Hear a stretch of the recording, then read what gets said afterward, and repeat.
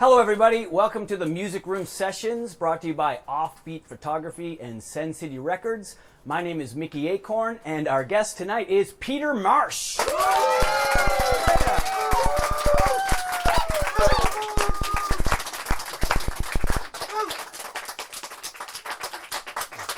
Peter, thank you so much for being the first guest of Season 3 of the Music Room Sessions.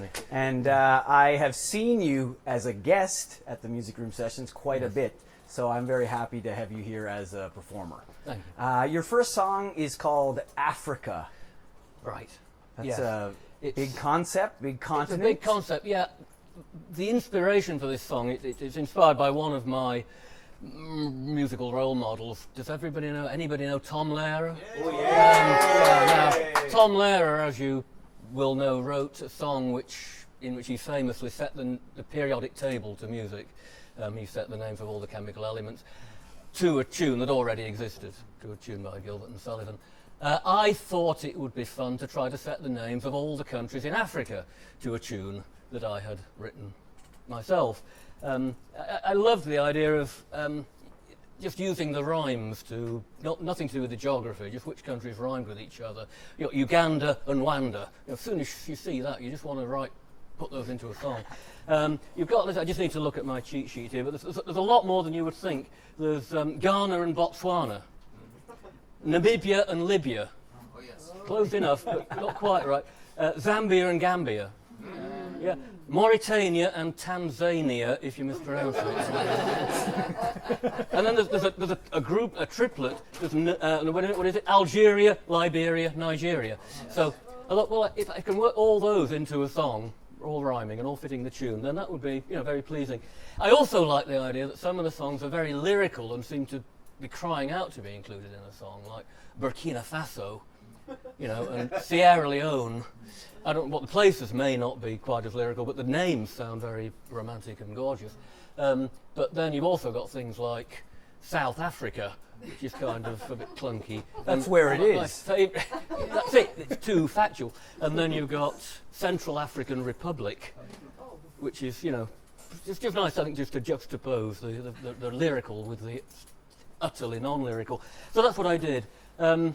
Is there anything else you'd like to ask me about this? No, let's hear it. I want to hear it now. Well, okay. Well, I will, before I start, I'll just warn you that I wrote this in the early 90s. This is the oldest song you're going to hear tonight. And the map of Africa has changed a bit since then, so this is not any geography nerds out there. Please forgive the fact that Zaire is in here instead of the Democratic Republic of Congo, which doesn't fit the tune. It's a period piece. No, Rhodesia isn't there. No, it doesn't go back that far. But yeah, it's a period piece. What's the other things that are wrong? South Sudan has appeared since then. South Sudan is not in. And also Swaziland has changed its name to Eswati, which almost fits the tune, but it doesn't fit it as well. So I'm going to stay with Swaziland. Okay. Well, by the way, the other intros will not be this long, but this song needs a lot of explanation. It's set as a sort of quiz game sort of setting, so there's the quiz master and the contestant in this. The quiz master doesn't have much to do after the beginning. Okay. Ladies and gentlemen, Africa! Thank you.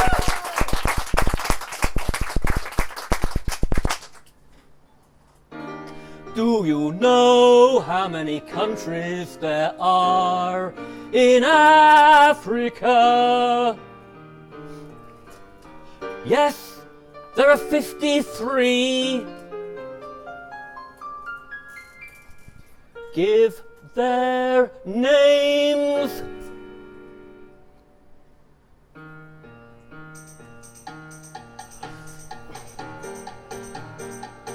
First there's Uganda, Angola, Chad and Benin, Djibouti, Rwanda, Burundi, Cameroon, Comoros, Mali, Zimbabwe, Egypt, Lesotho, then Guinea, Kenya, Ghana, Madagascar and Botswana.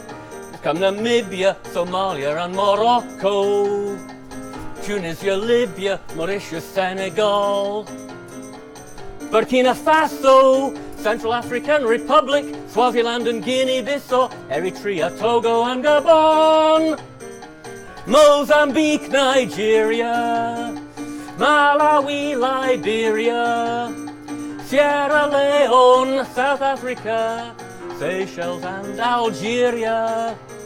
That just leaves Zambia and Equatorial Guinea, Côte d'Ivoire, Gambia, Sao Tome, Principe, Zaire and Congo, Sudan and Ethiopia, then Niger, Mauritania, Cape Verde and Tanzania. Africa.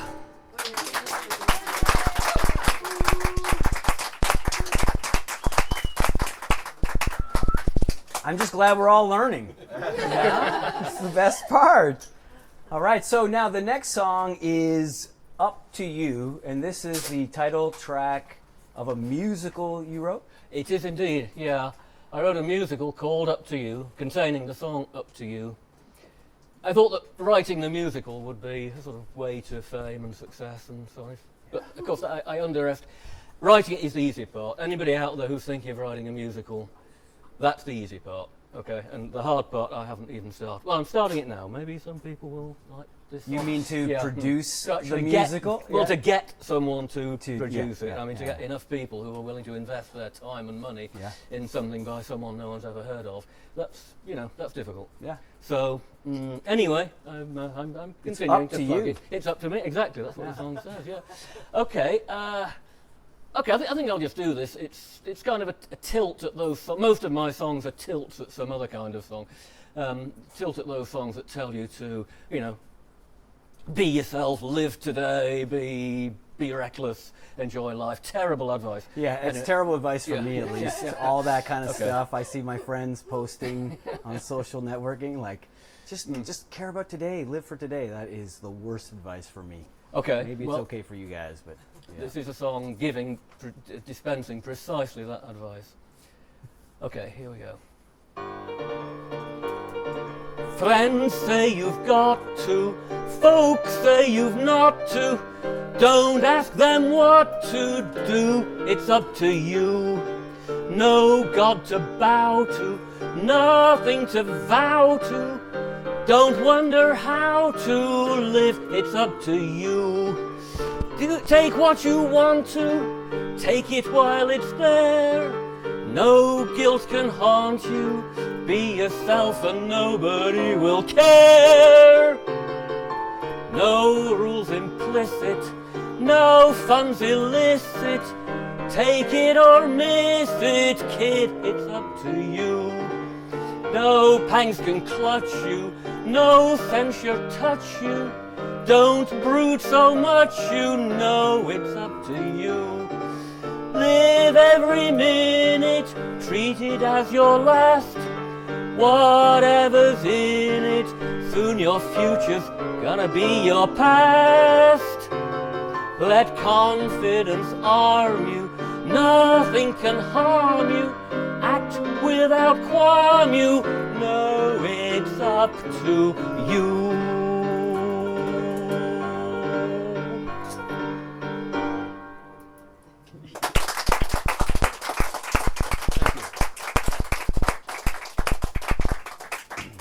What are you using to play these? I should let everyone know first, I do not play an instrument. I can sort of thrash out a few chords on a piano if I really concentrate, but I certainly can't do that and sing at the same time. But I do compose at the keyboard, at the piano keyboard, not the computer keyboard. But I then use Sibelius, which is a music software which does everything. You can just put the note, the staves appear on the screen, you just drop the notes on with the mouse, or you can type them in, and then it plays it for you. Everything you've heard here is being played by the Sibelius software. And you can put in dynamic markings, you can put in, change the speed from section to section, so you can do just about everything once you've, I'm only using about a 20th of what the thing can actually do. Right, and that's what I use. And you actually can print you can actually out print the it out like right, that. Right, the song you just heard looks like that when it's printed out. So you did that, but you say that you couldn't perform that. Is that? I couldn't perform this. No, I mean this is way too difficult. I can just plonk. There's one chord each bar basically in that song, and I can just hammer those in. Yeah, that's great. I can do a simple vamp, but I can't do anything this. Do you ever record your voice to make the full? Yes, I've done that. Track? Okay. What I do is I then put this onto GarageBand. because you can do that, and then I sing along with it. I do have quite a few demo recordings of these songs done that way. Anywhere we could hear them, or? At present, no, but I'm thinking about what to do, and anybody with any advice about where to put these things, I'd be happy to receive it. Sure. Yeah. You can hang out with all the hip-hop people and me on SoundCloud. Okay. Yeah, I didn't realize. Would anybody listen to? Yeah, I don't know. But these people will, I think, right? I guess yeah, exactly. Okay. So the next song I see is called Mainstream. Yeah, and I've just lost it for a moment. It must be here somewhere. It's there. Okay, fine. Got it. Is that an attack on pop music, on the mainstream music, or? It sounds as though it should be. The title suggests that. Actually, the title has really very little to do with the song. I wrote this melody many years ago, and I didn't know what to do with it really, but I just kept it. And then 3 or 4 years ago, it occurred to me what to do with it, and I made this song out of it. And because I couldn't think of a name for the song, and I liked the title Mainstream anyway, it just stuck. So how long was the title Mainstream with you? Oh, about 15 years. Oh, really? Yeah, a long time. Some of these things have a long gestation period. Nice. Yeah. This song is about a couple who are in a long-term relationship. If you think of songs like The Folks Who Live on the Hill, Grow Old Along With Me, that kind of thing, Through the Years, you know, those songs, those old couple songs. The difference with mine is that it tells it like it is. This is what it really is like to have been with somebody for ever. I had a feeling that was coming. Yeah, right. And this one is a duet, so I'm going to have to sing both the male and the female. I assume this was a male-female couple, a bit dated of me, but that's what I assume. So when I sing the male part, I will sort of face this way. I'll probably vary it. But when I sing the female part, I will sing this way and sing in a slightly lighter voice. And the last bit is for both voices together, which is going to be a bit tricky, but I'll do. I'm looking forward to that, yeah. So. I wonder where my mind was the night I fell for you. I wonder if a first sight love is ever true. I wonder where my brain hid until the passion fled. Anyone could see we were a match without a head. Foolharted, we started, swore we'd ne'er be parted. Then my mind and brain checked in and asked me what I'd done. I wonder where my heart was when I stood fast with you. For time went by and life went by until we went by too. I wonder why I listened the night you tried your luck. I wonder what I gained from all the years I stuck. I wonder how you conned me that passion never cools. Anyone could see it was a fairy tale for fools. I caught it, I bought it, God, I wish I'd fought it. Sleeping Beauty's prince had come, just as the story told. I wonder what my dreams are, now that I'm awake. For I'm still here and you're still there, but we were a mistake.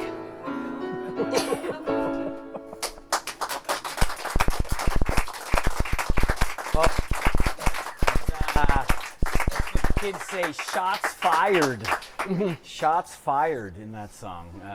Is that rooted in any reality, or is that just a fictional? Observed reality, maybe not my own. I've seen that picture. Yeah. Yeah. Oh, come on, haven't you? Now I noticed there's a lot of wit and sarcasm in your songs. How? I think so. Say. Right? I think it's okay, pretty. Yeah. You know. There so is. Yeah. do you also delve into kind of more sincere things without irony or without sarcasm? Or? Yeah. Well, actually, I do. Yeah. People are shaking their heads, but I am sometimes sincere, but I usually do it in private. I'm a bit shy about doing a sincere song.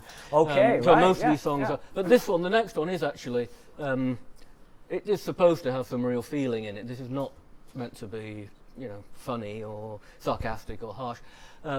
This is one, it's a sad song. I thought I'd do a sad song because I think there's far too much happiness in the world. So it's a sad song about loss, irreparable loss. And I thought by taking trivial everyday ingredients and sort of making those, paint a picture of terrible loss out of those, it could also be interpreted, if you want to go the sarcastic route, as being a song about the essential banality of self-pity. But that's not what I intended. But I guess somebody might, if anybody ever takes this up, they might want to do it that way. And sorry, the name? The name of the song is Winter. Winter. Okay. The word winter doesn't actually appear in the song at all, but it's a wintry song. The alarm clock rings by my empty bed. The book you bought me lies there unread. I scrape the toast as the kettle howls and wonder who'll wake you today. The city's morning starts to unfold, its swirl and rush enticing, I'm told. I clutch a strap on a crowded train and wonder who now holds your hand. Hang in there, they say, as if I care if life goes on or not.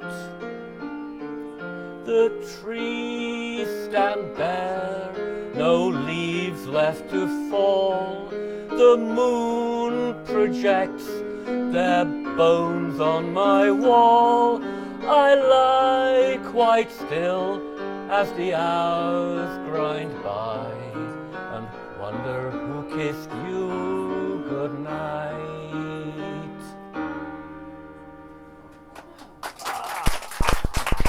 I wanted more. Well, I wanted like one more verse. Oh, sorry. I really did. Right? This is so short and sweet. Well, thank short you. and bittersweet, maybe I should say. That was great. Thank you very much. There are bones on your wall? The trees? The trees. Oh, that's bare, fantastic. So What a great the image. branches. Yeah, right. That's great. The next song is That's What Friends Are Like. Yeah, So that, I can kind of know, that's maybe. Well, yeah. What are you like? I know that expression, and I know it sounds like this can't be good. I feel terrible about doing with so many people who've turned out this evening on a Saturday night to hear me sing, my friends, and I'm going to sing this song. But equally, they've known me a long time. Okay. They knew what to expect. So this is. They're the ones who stayed, right? They're the ones who survived me as a friend. So it's this. The inspiration for this song. Some of my songs have titles that are very similar to other songs. You may remember a song called "That's What Friends Are For," Bacharach and Deosaga. And if you don't know it, don't worry about it. But if you ever hear it, whenever I hear it, it goes the good times, the bad times. I'll be on your side forevermore. That's what friends are for. And whenever I hear that, I want to shout it down. No, it's not like that. That's not how friends work. So, so I've written a better song about friends.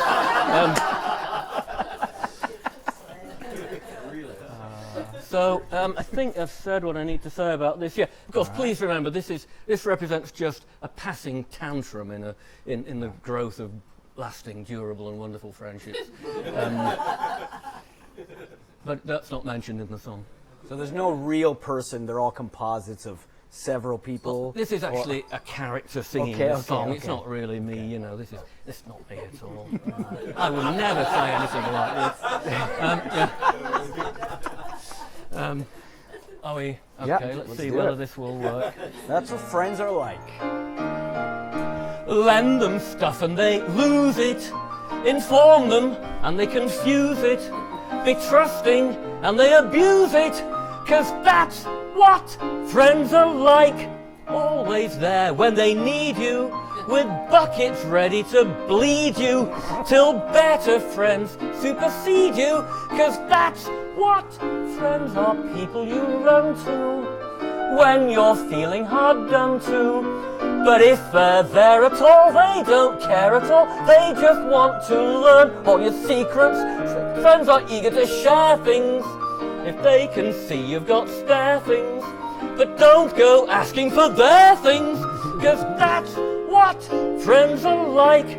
Friends will tell you they love you and always think the best of you. But watch out if they're above you, 'cause that's what friends will always come dashing when your life comes down crashing. Oozing empathy, they pretend to be broken-hearted too, but they're loving it. Try to lose and then grab you and say you're ever so fab you, but turn your back and they stab you. 'Cause that's what friends are like.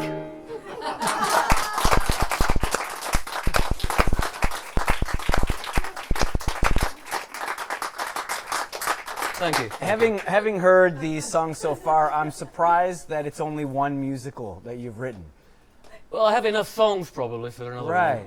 But, you know, one at a time. What do you think would be the next musical that you do then?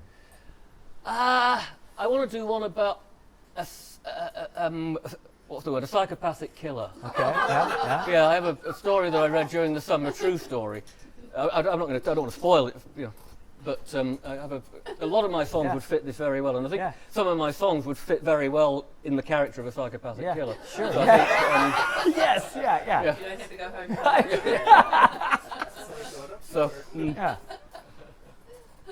So the next song is called Song of Joy.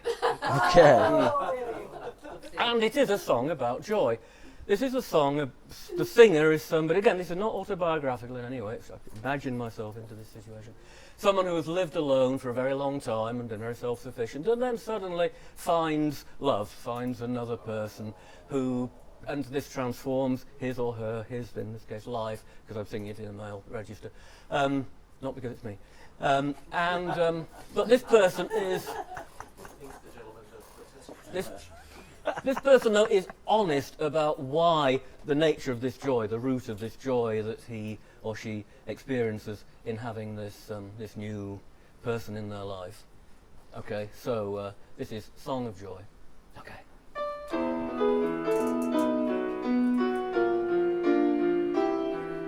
When fate dealt me its blows, I used to weep and curse my woes, but now, when things go wrong, I sing a song of joy.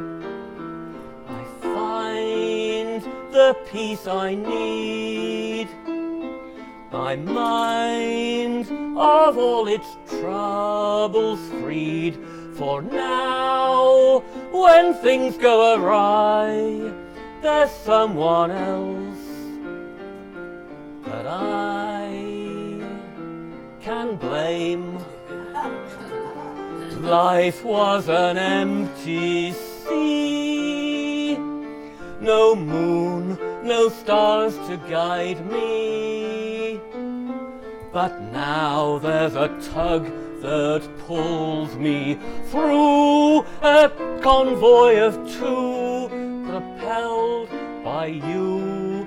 When people ask me how, my smile can be so much brighter now.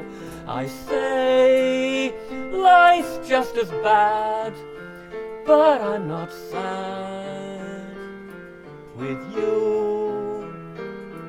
In fact, it's even worse, but that's no curse, 'cause I've got you to blame.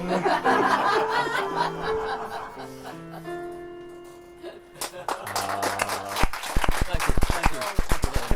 Sorry, the Song of Joy is not in a musical right now? Not yet. Okay, no, so no, I think that's like the end of the second act.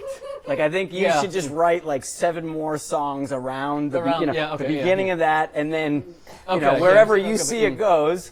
But that's beautiful. That was great. Thank you very much. Yeah, right? Oh, thank you very much.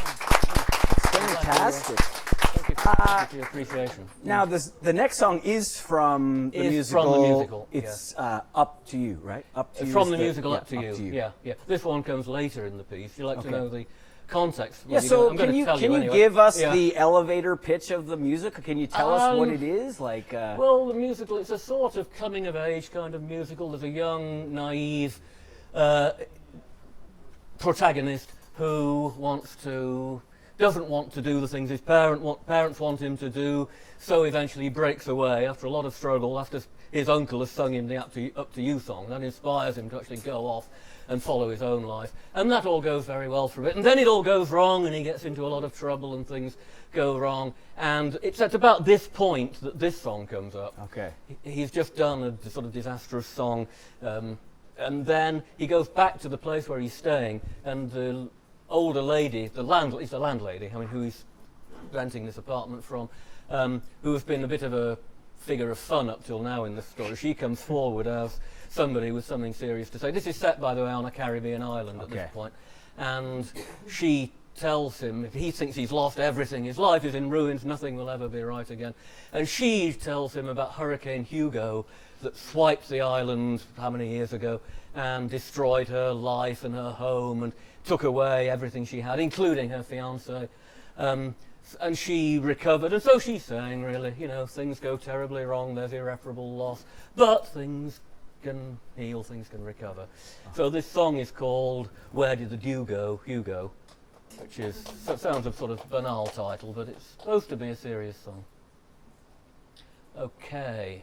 Oh, by the way, there's the old lady who sings, and I'll just do that in my normal voice. There's also a chorus of ghosts who were people who were killed by the hurricane, who also join in at one point, so I will try to do a kind of falsetto for that. Do my best.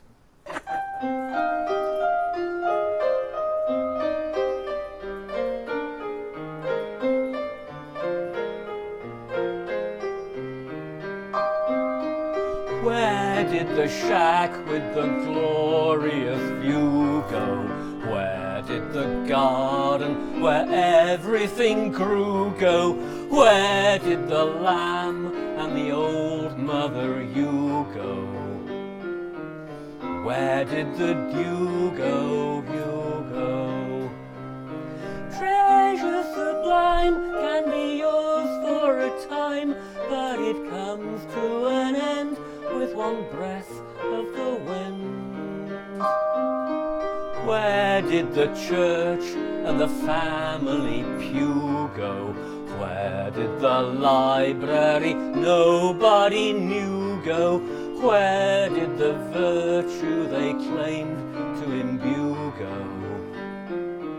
Where did the dew go, Hugo?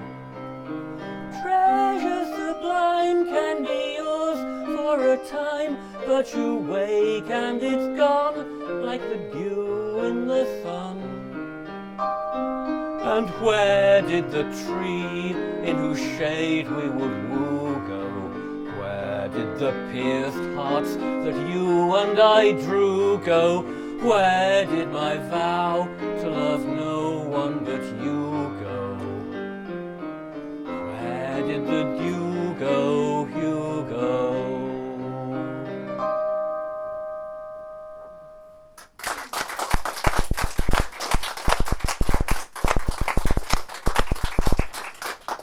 So Peter, these are all very musical-esque, as we said before. So when did you start? I'm guessing either performing in musicals, or like were you a stage kid? Were you stage kid? No, I have belonged to various amateur dramatic societies and would occasionally put on musicals. In fact, I did once sing a lead part in in Amal and the Night Visitors, actually. That's my most exalted part I ever did on stage. Otherwise, I've just been a chorus member. Okay, I was a chorus guy a lot. Yeah, like 8 costumes. Yeah, right, changing just to come back and go. Oh, yeah. So you know the picture. Yeah, So, yeah, but I yeah. always thought, well, you know, when I listen to the songs in musicals, I thought more than sing them or perform them, I'd rather actually write them. You know, I'd like to have a go at this. And it took a long time to actually get to where I'd written something that I wouldn't mind someone else hearing. But I persevered, and now I've got, you know, quite a few little songs. At what age did you say, hey, this is going to be like a musical? Or at least it's a song like a musical. Maybe you're not writing a musical by then, but like... Oh, it was only about 6 or 7 years ago that I started putting these things together to write. It's kind of almost a jukebox musical, because I used songs I'd already got, but then I needed other songs to fill gaps in the story. So how do you mean songs you already... Well, songs that I had already written quite a lot of songs.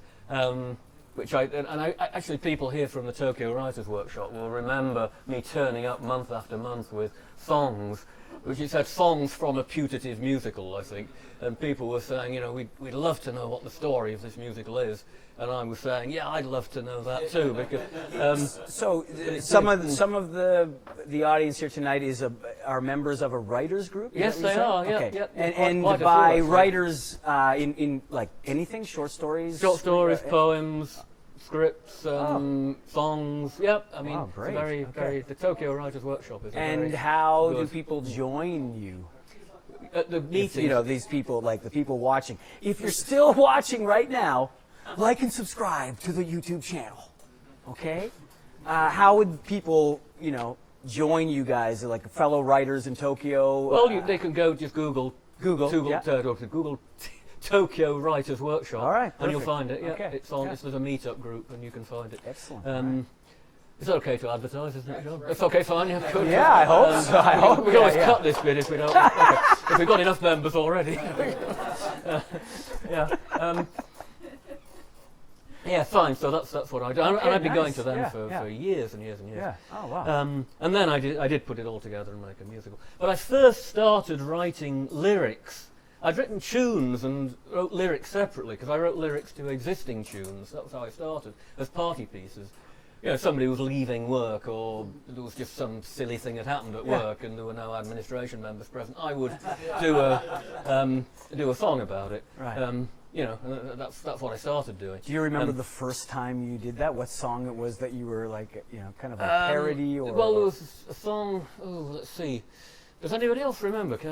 Glenn, do you remember a particularly good? Bill came to my mind too. Actually, we had a teacher who stayed a very short time and left, and he was called Bill, and I did a rewrite of the Jerome Kern song "Bill," which probably nobody knows, but it's a torch song. Yeah. All right. Yeah. Right. And the reason we're talking about that is because I think the next song is one of those examples. It's one of those. Yeah. This is one that I've done quite recently. Actually, I went back to doing rewrites of songs. Actually, only about a year ago. This is a rewrite of. You may know the song. It's another oldie. I know mostly oldies. The Glory of Love. You know. That's the story of, that's the glory of love. Da, da, da. Yeah, okay. Well, I thought it's a beautiful song, actually. I'm nothing against the song, but I did feel that it needed a bit of, vision correction. It wasn't quite seeing things right. It wasn't marshy enough. Maybe that's what I was wrong with it. Yeah. So I thought, I'd just write a version of it for people whose experiences of love may not be quite as optimal as those described in the song. People who perhaps haven't made the same lucky choices that the singer of the song had made. It's, so this is my song, "The Terror of Love," and it's it was one of the most famous recordings of this was by Jimmy Durante, who spoke in this very gruff. Lower East Side sort of accent, and had a very gruff singing voice, but very good at putting over a song. Very sorry I can't do a Jimmy Durante impersonation, but I'll do my most gravelly voice that I can manage. Okay, so right, here we go.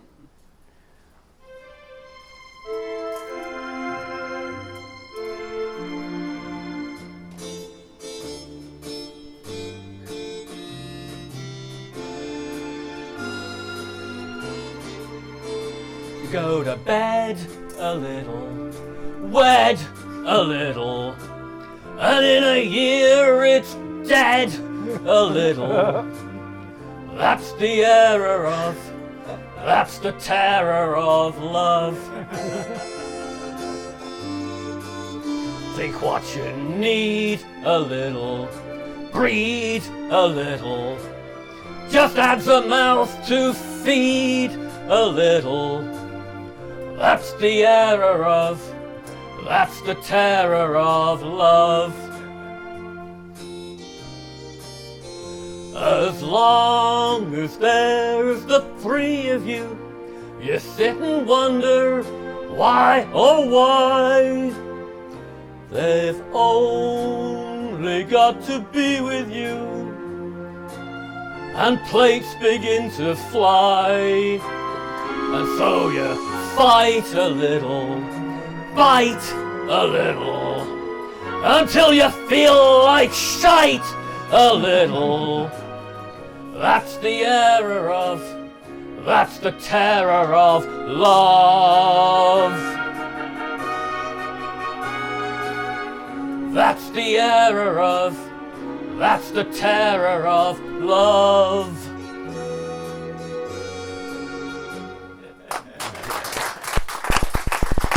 Thank you. Wow, super. So I mentioned before, you have been, you've been here for the music room sessions as an audience member. For I think all of them except for one because you were out of the country. Yeah, I think that's the I've been only a very one. regular attender. Yeah.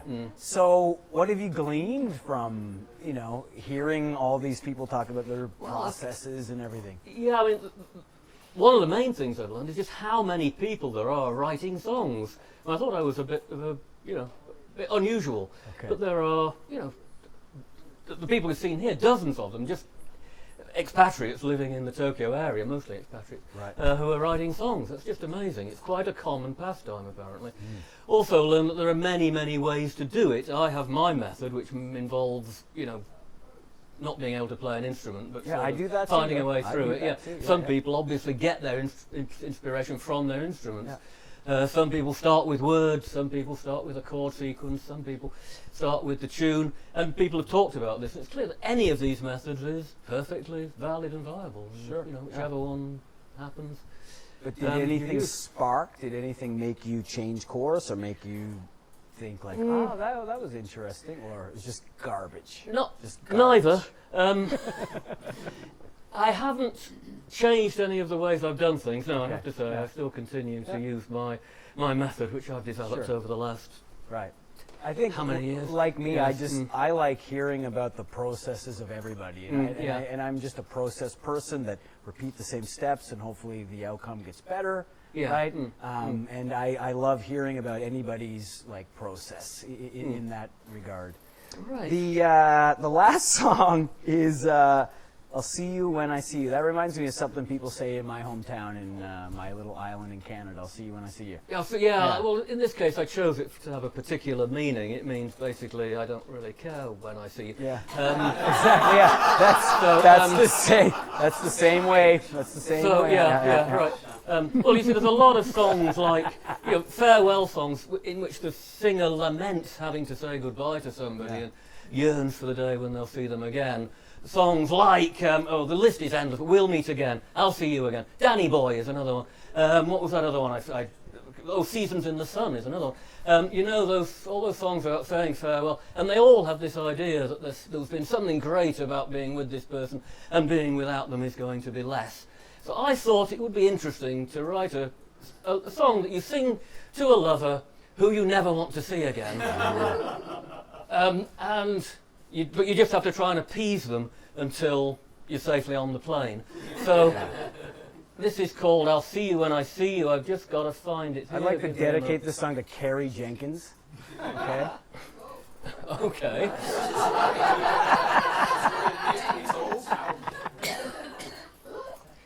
Okay, here we go. I think we're ready, yeah. I'll see you when I see you. I'll try to drop a line. I'll set your birthday on my phone and call you if I've time. I'll follow you on Facebook. No doubt you'll follow me. We'll cherish all the times we shared, the more for being free. Don't think that it all meant nothing. That's not what I meant to say. Here today and gone tomorrow can't apply to yesterday. I'll see you when I see you. Don't ask me where or when. I'll see you if our paths should cross, so stay alive till then. I'll tie you to my blog post. That way we'll keep in touch. That way you'll get the news you need. It surely can't be much. You were never sentimental. Never thought this thing would last. Don't let memories of our future cloud your dreamings of our past. I'll try to keep your number. I'll text if I'm around. We'll share a drink and chat about the bright new life we found. I'll see you when I see you, but now I've gotta run. I'll think about you now and then and hope you're having fun. Thank you. Thank you. All right, thank you everybody for coming down. Season 3 of the Music Room Sessions has started, and this has been an amazing first episode. Everybody, thanks for coming down to Infinity Books in Asakusa area in, you call it Sumida, right? Sumida? Yeah. Stay tuned for more. Ladies and gentlemen, again, Peter Marsh. Thank you.